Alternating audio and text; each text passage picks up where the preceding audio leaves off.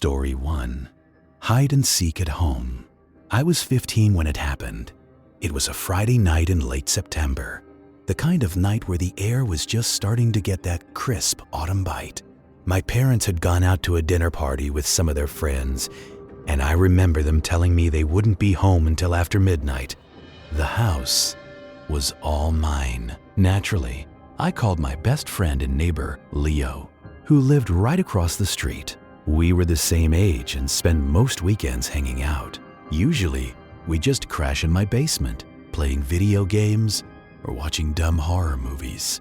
But that night, we were restless. After a while, Leo brought up the idea of playing hide and seek. It sounded kinda lame at first. We weren't little kids anymore, but we'd done it before with a bigger group, and it had actually been pretty intense. The house wasn't huge, but it was old, with plenty of dark corners and closets to hide in. To make it creepier, we turned off all the lights except for the one in the kitchen, which cast long, dancing shadows down the hallway. The rules were simple. Nobody goes outside. The attic and the creepy crawl space under the house were off limits. Everything else, the basement, bedrooms, closets, even under the furniture, was fair game. Leo offered to hide first, so I stood in the living room, covered my eyes, and started counting to 50. I could hear his frantic footsteps at first, then complete silence. "Ready or not, here I come," I yelled, my voice feeling small in the quiet house. I started my search in the kitchen, but there was nowhere to hide besides behind the basement door, which was empty. I moved down the hall, checking the small coat closet by the front door, and then the bathroom. Nothing. I headed upstairs. Every creak of the old house felt amplified in the darkness, and the smallest sound made me jump. I checked my parents' bedroom first, crouching down to look under their bed and peering behind the heavy wooden dresser. I went into my own room next. It was a mess, as usual, but not messy enough to hide a person. I still checked the closet and under my desk, just in case. Nothing. That just left the guest room at the very end of the hall. The door was slightly ajar. I pushed it open slowly, half expecting Leo to leap out and scream. But the room was dark and still. I scanned the shadows, then bent down to check under the bed. My hand brushed against nothing but dust bunnies. I stood up and pulled open the closet door, also empty. By then, I was convinced he had to be in the basement. I went back downstairs, my footsteps echoing on the wooden steps. I checked behind the washing machine and in the dusty storage space under the stairs. I was about to give up and call out that he'd won when I finally saw him curled up in a tight ball behind a stack of old boxes. He burst out laughing and asked what took me so long. Then it was my turn to hide. He started counting in the living room, and I sprinted upstairs. I decided on the guest room bed, sliding underneath and pulling the dusty bedskirt down to conceal myself. My heart was pounding in my chest as I lay there in the dark, listening. A few minutes later, I heard him coming upstairs, his footsteps slow and heavy on the floorboards. He checked the bathroom first, then stepped into my parents' room. After a few minutes of silence, the footsteps came down the hall toward me. I could hear his breathing as he entered the guest room. He stopped right next to the bed. I held my breath, positive he was about to find me. His shoes shuffled on the carpet. Then, a long, unnerving silence. I thought he had me, that he was just waiting to yank up the bedskirt. But instead, I heard him walk out and close the door. I lay there for a few more minutes, waiting for him to call out that I'd won. But the house remained eerily quiet. Finally, I crawled out from under the bed. I went downstairs, expecting to see him sitting on the couch, but he wasn't there. I called out, "Game's over. You win." A voice called back from the basement, "I'm down here." I thought he was messing with me. I walked to the basement door, opened it, and yelled down the stairs. "What are you doing down there?" He shouted back, "I'm still looking for you. Where were you hiding?" That's when a cold knot formed in my stomach. I told him I was out now, standing in the kitchen. A second later, I heard him coming up the basement stairs. He stepped into the light, a confused look on his face. "How'd you get down here so fast?" he asked. "I wasn't down there," I said slowly. "I was under the guest bed the whole time." He frowned. "No way. I checked that room. I could have sworn I heard someone moving around in the closet. I thought it was you." We argued about it for a minute, but eventually just shrugged it off, too weirded out to dwell on it. We tried to play another round, but the mood was ruined. I felt uneasy, and every random creak in the house made me jump. We eventually gave up and were sitting on the couch watching TV when we both froze. A loud bump came from upstairs. It was heavy, like a piece of furniture falling over. "Was that your parents?" Leo whispered. I shook my head, reminding him they were still out. The hair on my arms stood on end. We sat there in silence, listening, but the house was still again. "Maybe something just fell off a shelf," Leo said, not sounding convinced at all. But as we sat there, straining our ears, we both heard it, unmistakably. A slow creak of floorboards from the hall above. The sound of someone walking. We stared at each other, eyes wide. Then I whispered that we should go check. Leo violently shook his head no, but I knew we couldn't just sit there if someone had broken in. I told him to stay behind me and grabbed the heavy iron fireplace poker. We crept to the stairs, and every step groaned under our weight. When we reached the top, I pointed toward the guest room. The door was now fully closed. A cold dread washed over me. I knew I had left that door open. We stood there, paralyzed. Then, from behind the door came a sound, a soft, dragging noise, like someone was pulling a heavy blanket across the carpet. Leo whispered that we had to leave, but fear and a morbid curiosity kept me rooted to the spot. I raised the poker and pushed the door open fast. The room was dark, but I could see the shapes of the bed and the dresser. Nobody was there. The closet door was half open. I moved closer, heart hammering against my ribs, while Leo stayed in the doorway. I yanked the closet door all the way open.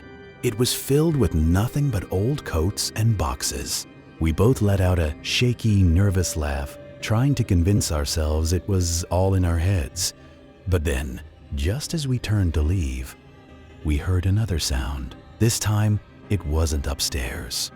It was the solid thump of the front door opening and closing downstairs. We froze again. This was real. "Someone's in the house," Leo whispered, his voice trembling. I felt my stomach drop. We heard faint footsteps on the first floor. Then we heard the basement door open, and the steps descended one by one. That was our chance. We didn't hesitate. We sprinted down the hall, flew down the stairs, and ran out the back door into the cold night air. We didn't stop running until we burst into Leo's house across the street. His parents called the police. The officers searched my house from top to bottom, but they found nothing. No signs of forced entry, no one hiding in the basement. They told us it was probably just the house settling, or our imaginations running wild. But Leo and I knew what we heard. We never talked much about it again, but for weeks I couldn't sleep. Every creak of the floorboards made me think someone was in the hall, just outside my door. Even now, years later, I still think about it. I think about the breathing Leo heard in the closet, the dragging noise, and the footsteps. We never found out who it was. All I know is that playing hide and seek that night taught me just how terrifying it is to find out you might not be alone in your own home. Story 2. Hide and seek in the woods. My childhood home was one of those places that backed right up against a deep, dark stretch of woods. Our street was a single line of houses, and behind them, it was nothing but trees for miles. When I was a kid, the neighborhood crew and I were inseparable, especially on the weekends. During the summer, we'd stay out until the last possible second, only going home when our parents' yells echoed through the twilight. Our all-time favorite game was hide and seek, played in the sprawling backyards that bled into the edge of the woods. During the day, it was just a game, but at night, it transformed. The woods became a different world, swallowing the light and making every tree look identical. That was what made it terrifying, and honestly, that was what made it fun.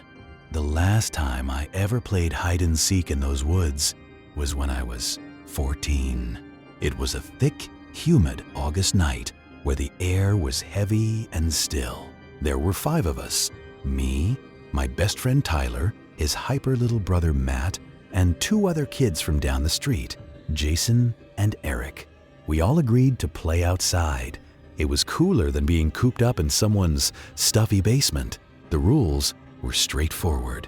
You could hide anywhere in the connected backyards or in the woods, but you couldn't go so deep that you couldn't hear the seeker call the end of the round. Jason volunteered to be it first. The rest of us scattered like leaves in the wind. I ran into the woods with Tyler, but we split up once we were past the first row of trees. I found a great spot behind a massive fallen log, my heart hammering against my ribs, even though it was just a game. In the distance, I could hear Jason's voice shouting out, "Numbers," the sound muffled by the trees. When he finished, a profound silence fell over the woods, broken only by the incessant buzz of crickets and the rustle of leaves in the faint breeze. I stayed low, not daring to move a muscle. After what felt like an eternity, I heard footsteps crunching through the leaves. They were moving deliberately between the trees, getting closer. I was sure it was Jason. I held my breath, waiting for the sound to pass me by. But then, the footsteps stopped, not far from where I was hiding. Whoever it was just stood there, motionless. I could feel my skin prickle with goosebumps. I almost whispered, "Who's there?" But I remembered the rules. Giving myself away meant I would lose. So I remained silent, my body tense. Finally, the steps started again, crunching through the undergrowth and moving deeper into the woods, away from me. I listened until the sound faded completely. I risked a peek over the log, but it was too dark to see anything. The moonlight barely filtered through the thick canopy above. After a few more minutes, I got tired of waiting. I crawled out and began creeping back toward the yards. Just then, I heard Jason's voice calling out, "Ollie, Ollie, oxen free, rounds over." I hurried back to the designated base and found the others already there. Jason had found Tyler and Eric, but not me or Matt. A minute later, Matt came sprinting out of the woods, covered in dirt and leaves, laughing about how no one could have found his spot. I casually mentioned that I'd been behind the log and almost got caught when Jason walked right past me. But Jason just looked at me, confused. "What are you talking about? I never went that far into the woods," he said. "I just circled the first few trees, found Tyler by the fence, and stayed there." I stared at him, my own confusion growing. "Then who was it that walked by me?" I asked. Everyone just shrugged. We brushed it off, blaming it on the dark in our imaginations, and started the next round. This time, I was the seeker. I closed my eyes and counted to 100 against a big oak tree while the others ran off. When I finished, I started with the backyards. I found Eric hiding behind a shed and Tyler tangled up in some overgrown bushes. Then I headed into the woods to find Jason and Matt. The woods were unnervingly quiet. My flashlight beam cut a nervous path through the trees. I listened intently, trying to catch the slightest sound of movement. After a few minutes, I spotted Matt's silhouette crouched near a thick tree trunk. "Gotcha!" I yelled, and he ran back toward the yard laughing. That just left Jason. I went deeper, calling his name, and that's when I heard it again. Those footsteps, slow, heavy, methodical steps moving in the darkness just ahead. I shined my flashlight in that direction, but the trees were too dense. I crept forward, trying to be as quiet as possible. The footsteps stopped. I waited, my heart pounding. I was starting to get genuinely scared now. Then, from behind me, I heard Jason's voice. "Round's over." I spun around. He was already walking back toward the yard. Confused, I ran to catch up with him. "Were you just up ahead of me?" I asked. "No," he said, shaking his head. "I was hiding way closer to the house the whole time." A knot of dread tightened in my stomach. Twice now, someone who wasn't part of our game had been moving through these woods with us. I tried to convince myself it was just an animal, but the steps had sounded too human, too heavy for a raccoon or even a deer. We played a few more rounds, but I couldn't shake the feeling that we weren't alone. Every time I hid, I kept hearing things. A branch snapping in the distance, leaves crunching just out of sight. At one point, I swore I saw a tall shadow move between two trees, but when I swung my flashlight over, there was nothing there. The others didn't seem to notice anything. They were just laughing and running, caught up in the game. I tried to act normal, but the nervous pit in my stomach was growing. On the last round of the night, it was Jason's turn to be it again. We all scattered. I didn't want to go deep into the woods this time, so I found a spot near the edge, crouching low in the tall grass, where I could still see the faint glow of the porch lights. I heard Jason's voice, distant now, counting down. When he finished, silence returned. After a few minutes, I heard something that made my blood run cold. It was a whisper, a low guttural voice, too soft to make out the words, but it was close, terrifyingly close. My entire body locked up. I slowly peeked over the top of the grass, but the woods were dark and empty. I listened with all my might, but the whispering had stopped. A moment later, I heard those same footsteps again. They moved right past me and disappeared into the trees.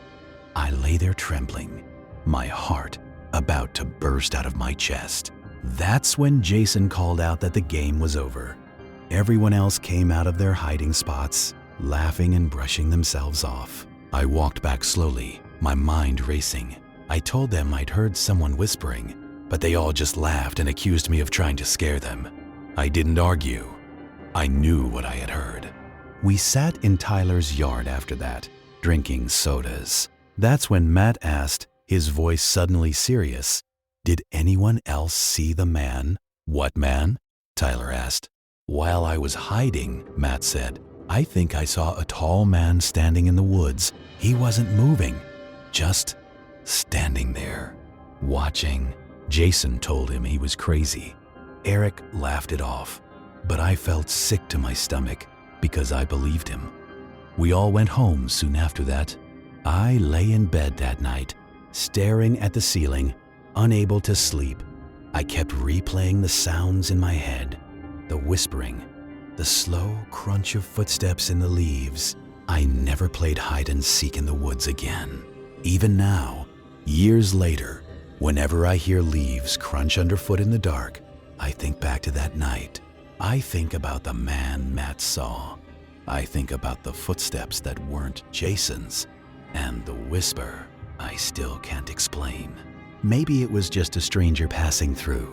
All I know is that when you hide in the dark woods, you never really know who or what is hiding there with you.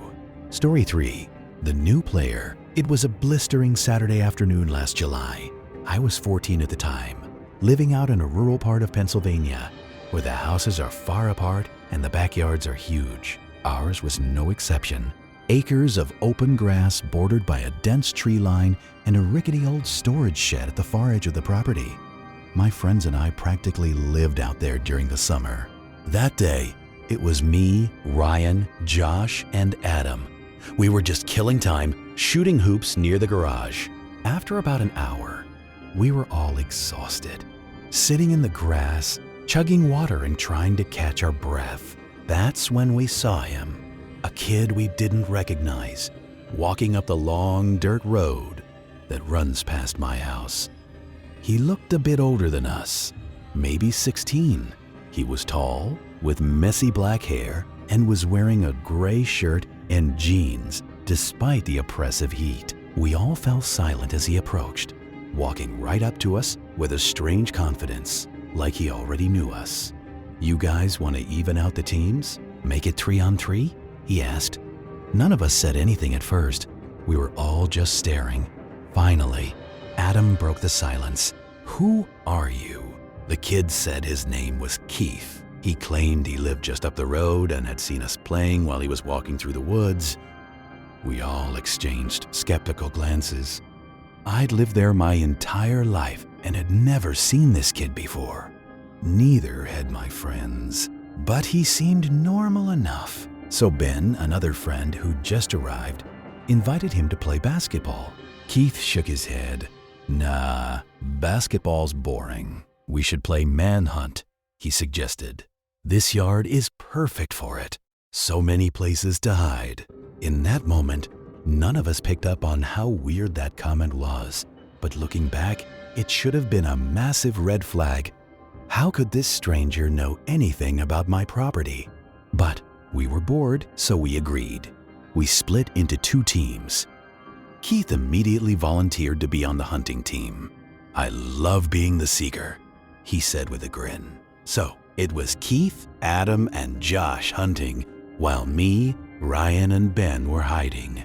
Adam kicked a soccer ball into the air to signal the start of the game. We scattered. Ryan bolted for the tree line. Ben sprinted for the side of the garage, and I, not wanting to go into the woods just yet, slipped into the old storage shed. It smelled like gasoline and damp wood inside. I found a pile of folded tarps in the corner, crawled under one, and held my breath. I must have been under there for at least 10 minutes. It felt like an eternity. I was starting to think the hunters had given up when the shed door groaned open. A second later, the tarp was ripped off me. It was Adam smiling down at me. "Too obvious," he said. We walked back to the patio. A few minutes later, Ben showed up, having been caught behind the garage. Eventually, Ryan and Josh walked back from the woods. We all stood around drinking water, but Keith was nowhere to be seen. At first, nobody mentioned it. Then Josh finally asked, "Hey, where'd Keith go?" We waited another 10 minutes, expecting him to come walking out of the woods at any second, but he never did. Adam shrugged. "Guess he was just some weirdo. Maybe he left." The rest of us agreed, though it felt strange that he would just vanish without a word. When my friends left around sunset, I went inside.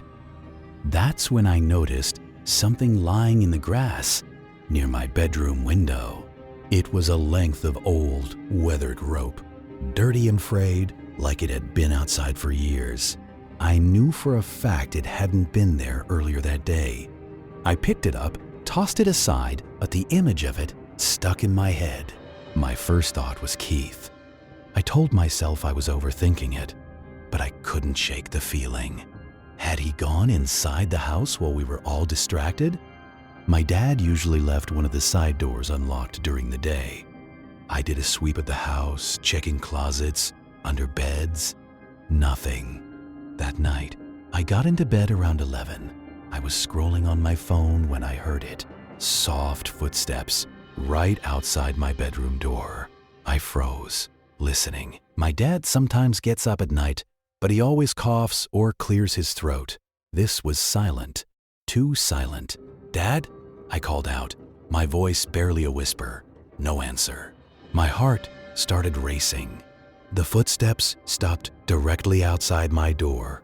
I slid out of bed, crept to the door, and locked it. I stood there staring at the handle, waiting for it to turn.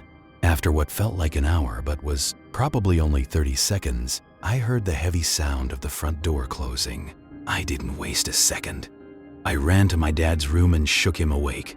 He groggily sat up as I frantically explained what I'd heard. He didn't doubt me for a second.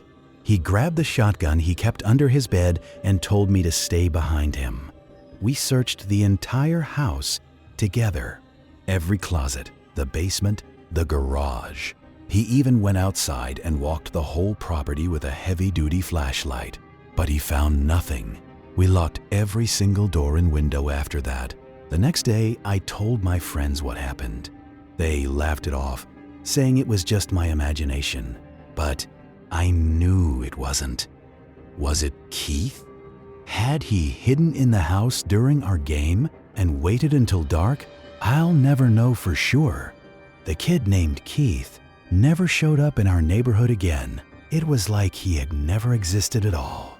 But I'll never forget the feeling of standing in my dark hallway, knowing someone was on the other side of my door. And I'll never forget that strange, old piece of rope lying in the grass right outside my window.